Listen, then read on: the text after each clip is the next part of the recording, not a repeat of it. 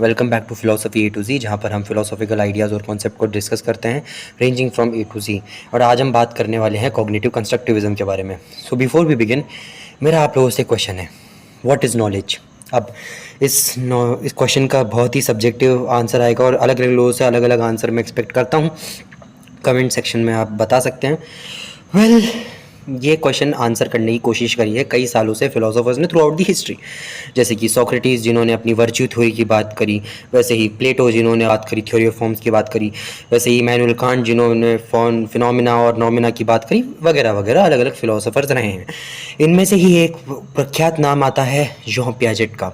John Piaget जो कि एक फिलोसोफर और एक साइकोलॉजिस्ट थे, उन्होंने एक आइडिया दिया कॉग्निटिव कंस्ट्रक्टिविज्म। अभी आइडिया कहता क्या है? Cognitive constructivism is basically the idea कि नॉलेज एग्जिस्ट करती है, बट हम उसके सिर्फ पैसिव रिसीवर्स नहीं हैं। हम नॉलेज को बिल्ड करते हुए चलते हैं अपने साथ साथ अपनी कॉग्निटिव फैकल्टीज़ का यूज़ करके through out the life, through active interaction with this world. समझाता हूँ कैसे।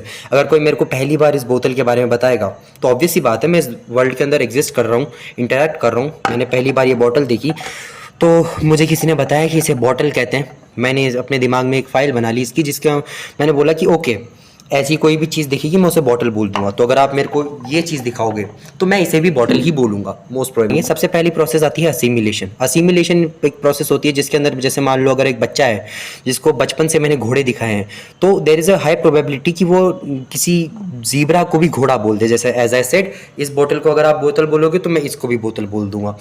ओके, अब जैसे मान लो मैंने ज़ीब्रा दिखाया और उसने बोला वेल वो तो घोड़ा है, तो मैंने उसको समझाया कि नहीं नहीं, घोड़ा अलग होता है, ज़ीब्रा के स्ट्राइप्स होते हैं, घोड़े के स्ट्राइप्स नहीं होते। तो वो एक डिफरेंशियल फैक्टर रख लेगा अपने दिमाग में कि ठीक है, जिसके स्ट्राइप्स है वो ज़ीब्रा, जिसके स्ट्राइप्स नहीं है वो घोड़ा।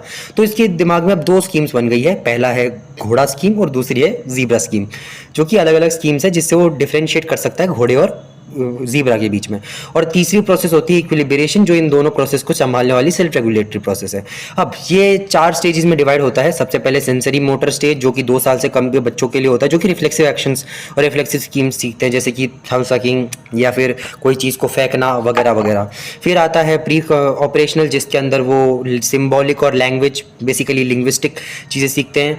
फिर आता है कॉन्क्रीट ऑपरेशनल, जिसके अंदर वो लॉजिकल चीज़ें सॉल्व करने की कैपेबिलिटीज़ रखते हैं, जो कि 7 से 11 के बीच में होता है। और फिर आती है डिडक्टिव रीजनिंग और हाइपोथेटिकल सिनेरियो सोचने की उम्र, जो भी होती है फॉर्मल ऑपरेशंस। अब हम बात करेंगे अगले वीडियो में।